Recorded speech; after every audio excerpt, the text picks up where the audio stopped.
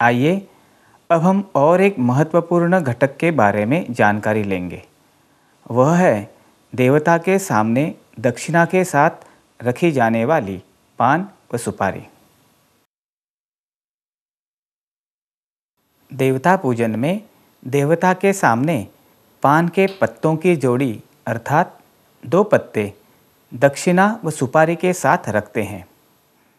पान का डंठल देवता की ओर व अग्रभाग पूजक की ओर किया जाता है। पूजा या धार्मिक विधि करने वाले द्विजगणों का सम्मान पान सुपारी के साथ ही किया जाता है। सामान्यतः पूजा में पान के पत्तों को हम सुपारी के साथ ही देखते हैं। इन पत्तों का इतना महत्व क्यों है, यह प्रश्न मन में सहज ही उठता है। तो आइए समझ लेते हैं इसका अध्यात्म शास्त्रीय महत्व। पूजा के समय देवता के सामने पान के पत्ते रखे जाते हैं।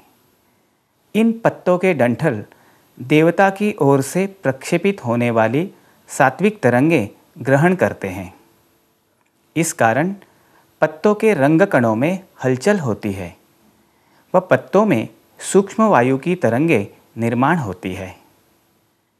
यह सूक्ष्म तरंगें पत्तों के अग्रभाग की ओर से वातावरण में प्रक्षेपित होती है। इन तरंगों में ब्रह्मांड में कार्यरत आवश्यक देवता तत्व जागृत करने की क्षमता होती है, जिससे पूजक के मनोदेह की शुद्धि होती है तथा उसकी इच्छित फल प्राप्ति होती है। आइए अब देखते हैं सुपारी के बारे में। सुपारी में पृथ्वी तत्व व आप तत्व के कणों का सुंदर संयोग होता है। सुपारी में विद्यमान पृथ्वी तत्व के कण देवता से प्रक्षेपित चैतन्य तरंगों को संजोकर रखते हैं। इन तरंगों में विद्यमान चैतन्य कणों को सुपारी में विद्यमान आप तत्व के कण प्रवाही बनाते हैं।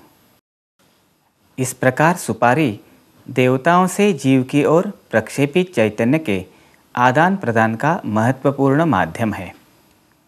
अब तक हमने पान के पत्ते व सुपारी के आध्यात्मिक महत्व से आपको अवगत कराया।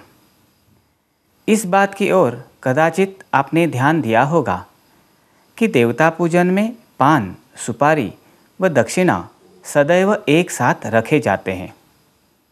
पान, सुपारी व दक्षिणा की इस प्रकार की रचना का आध्यात्मिक कारण क्या है, आइए समझ लेते हैं एक सूक्ष्म चित्र द्वारा।